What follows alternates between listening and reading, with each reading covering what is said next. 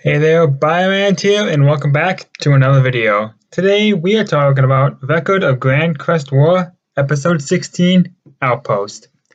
So if you're new to the channel, hit that subscribe button and join the guild. And after you do that, turn on those notifications so you never miss another video. And to those of you who are already subscribed, or even if you're new, hit the like button. Now, before we begin with this episode, I'm going to just start mentioning that I'm going to start doing like one image per episode review. If you don't like that, let me know and I'll go back to doing about 2 or 3. But always, for right now, for all Grancrest episodes, I will be doing one image. If I do like a overall review on an entire anime, I will use multiple, but an individual episode it'll be one. If you don't like that, let me know and I'll go back to my old ways. Now we get to see now the battle between Theo and Milza finally begins. And it's of course Milza's in the force of eternal darkness. His men are being pretty much destroyed by the werewolves and the witches. And it kind of makes me skeptical on Milza. Like, I thought he would be smart enough not to fall for this trap. Because when Milza pretty much gets to Theo's domain, or his castle, Theo basically says, yeah, the forest is ever changing at night and demons come out, so you might want to leave before you get yourselves killed. Granted, he does leave. I'm trying to think, what was Milza thinking that he thought he could win in the forest of eternal darkness? Surely enough, he knew about it. Granted, his mage, which I forgot his name, is basically the brains behind Milza. He's the strategic head of all Milza's operations. And pretty much the only time Milza doesn't listen to him is when he says that you should flee.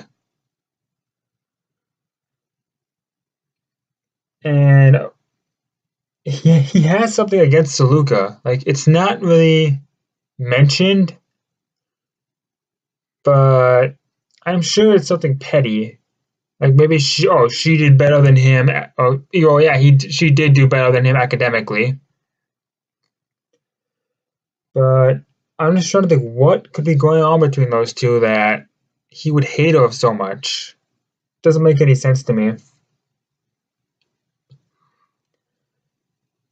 And finally, the beginning steps of the final battle starts to play in. After Theo learns that Milza's trying to draw him out by attacking Regalia, which is Lord Selge's territory, Saluka basically says that you should go attack Milza's I believe it's attack. Yes, go siege Castle Unicorn, which is weird because I could have sworn that was destroyed.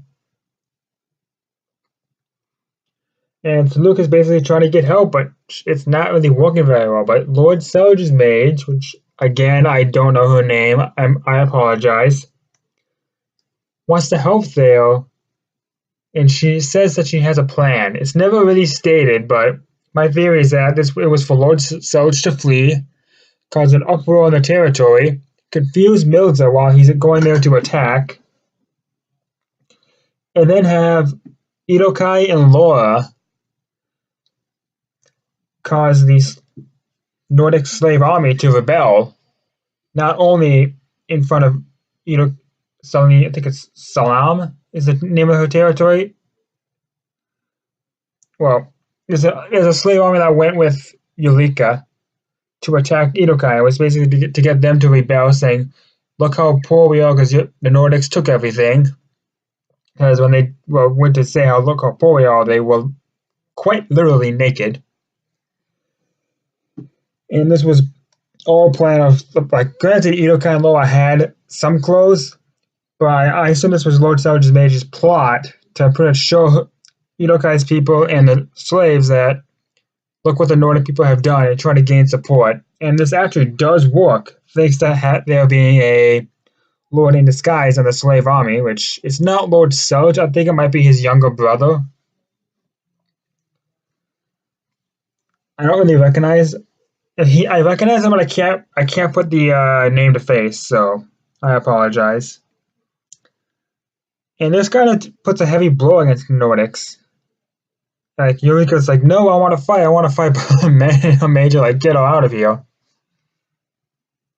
because there's the Nordic army in the north, or not the Nordic army, the slaves in the Nordic territories to the north are also rebelling.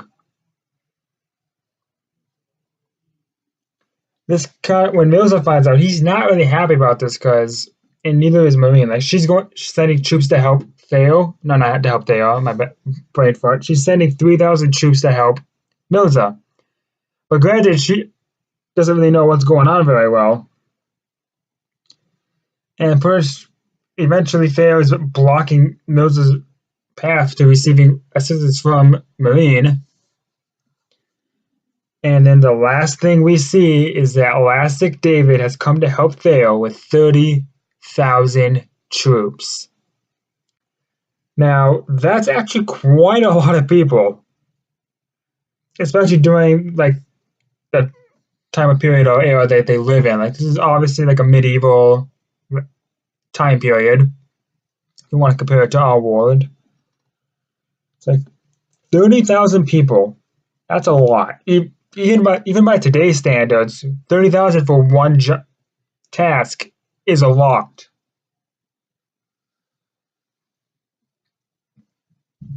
And Milza looked like he was about to shit his pants.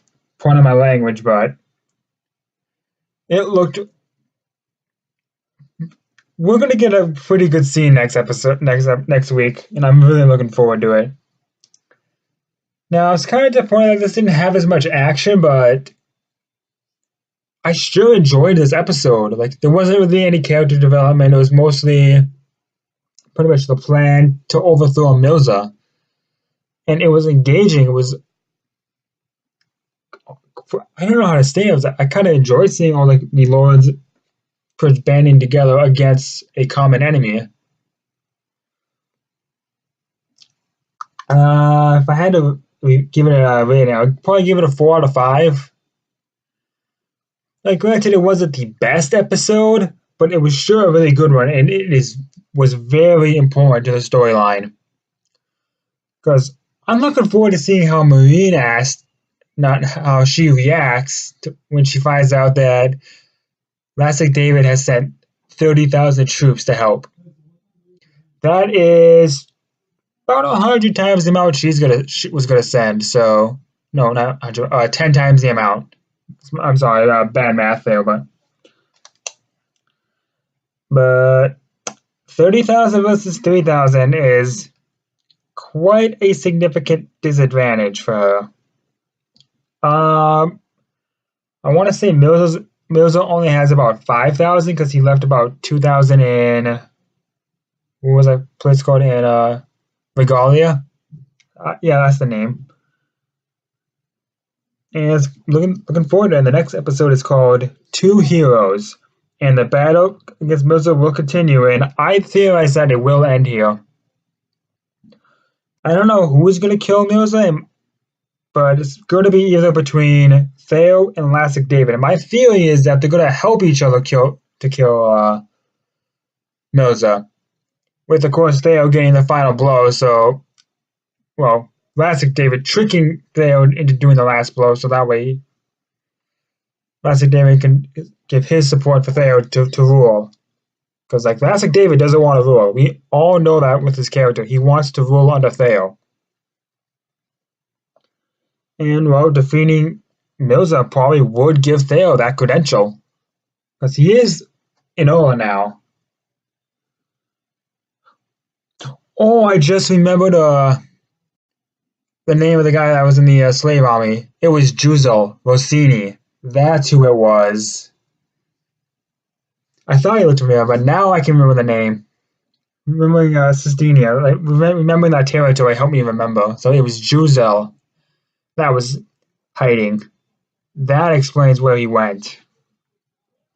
Oh, that's right. We remember last week that he was sent to the Nordic nations to hide in the slave army to cause a revolt, which it looks like it did. If I do think Milza will die or at least be defeated in this episode, I don't believe Marine will be killed. I theorize that Theo's pretty much just trying to stop it and just pretty much either have her surrender or flee. Because, of course, Theo wants Marine and Alexis to be married. But, yeah, no, another thing I want to mention is that Ulrika is actually kind of betraying Marine a little. Like, Marine's trying to become the Emperor, but it looks like Ulrika, I think her name is, wants to have her father be the Emperor. So, I don't know what's going on with her, but pretty much Marine's alliance is gonna fall, because without Milza, they're kind of nothing. Well, that's all I wanted to talk about. If you're new to the channel, remember to hit that subscribe button and turn on notifications. If you're already subscribed, turn on notifications so you know whenever I upload a video, because apparently just being subscribed now isn't enough. And finally, hit that like button. If you want to have a discussion, meet me in the comment section. Byron is out of here.